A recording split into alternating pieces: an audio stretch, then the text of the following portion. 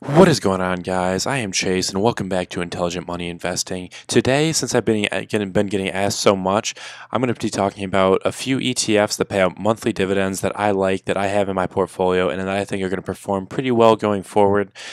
And before we get into that, I want to ask you guys to please smash that like button on this video. Let's try and hit 25 likes if we could. We've been absolutely crushing it with the support lately.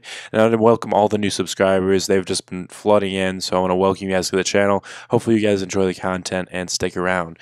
So this has been out of popular request. We all like to talk about passive income and kind of building towards like the dream of being able to sustain ourselves by just owning stocks and stuff like that.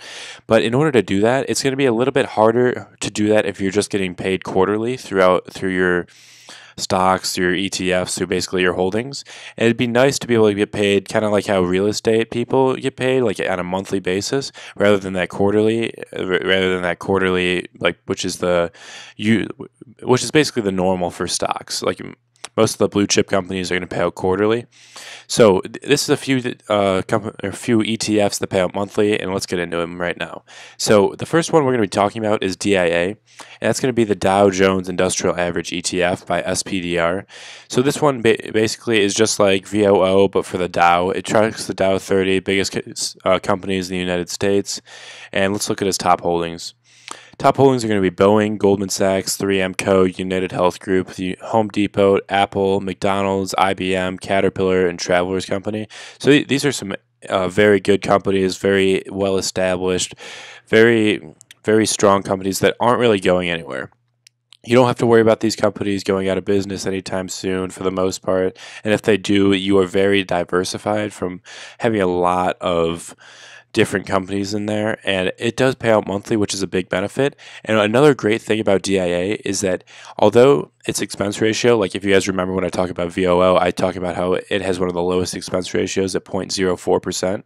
But you got to remember that with the expense ratio, exactly what that is what the servicing fee, so the amount of money they take out from the fund each year in order to, as basically a charge for putting it on, like servicing it.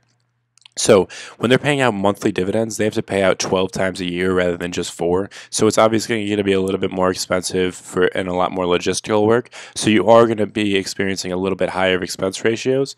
So when that happens, you're pretty much just par for the course when you are going for monthly dividend ETFs, and 0.15% is about the lowest I could find for equities for like basically a stock ETF. There is a lot of bond funds that pay out monthly that have lower expense ratios, but that's really not what we're focusing on in this video. We're kind of more talking about stock ETFs that are going to kind of grow in the long run.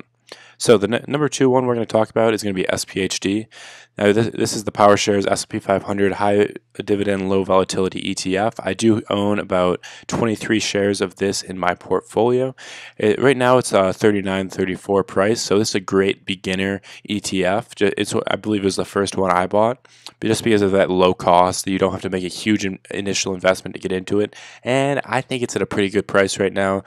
In order to get in, I believe my average cost is about $40 on this, so I'm a little bit down, but if you guys think about the dividends that I've been getting every single month that I've owned it, I am still up on this position. So total return I'm up, but equity return I am down as of now. So this one's got an expense ratio of 0.30%, and while that is twice as high as DIA, this one's a little more specific and a little more niche specific. It kind of has a different objective than DIA. DIA just contains the top 30, or like the Dow stocks, but SPHD screens for the least volatile of the highest yielders in the S&P 500. So it's a more unique ETF, and you're not going to see much else like it on the market. Its top holdings are HCP Inc., Iron Mountain, First Energy Corp., Welltower Inc., AT&T, Southern Co., Ventus Inc., AES Corp., PPL Corp., Ford Motor. So these are really high yielders, and it is very REIT heavy. So just keep that in mind when you're getting into this. And we know REITs have been struggling a little bit lately with the higher interest rates rising. So that's just something to keep in mind before you get into SPHD. But I do think it's a good choice, and it's a good way to diversify your portfolio, especially if you aren't very real estate based. I am very real estate based, so I probably won't be adding this position very much going forward.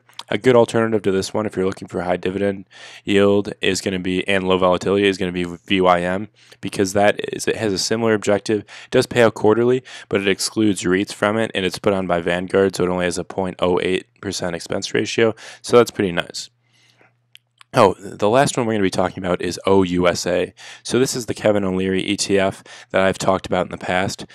Over the last 6 months, it is actually down. Year to date, it's down, but along with the whole market. If we look at its max, it's only been around since 2015.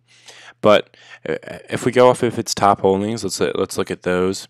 Johnson & Johnson, Intel Corp, ExxonMobil Corp, AT&T, Procter & Gamble, Home Depot, Pfizer, Cisco Systems, Boeing, and Philip Morris. So these are very, very quality stocks, and these are pretty much handpicked by Kevin O'Leary as like quality dividend picks that are low volatility. So yeah, I think that this is a solid position. My one hesitation on this one, though, is that expense ratio. So this is the top expense ratio. We kind of go up in order in these at 0.48%.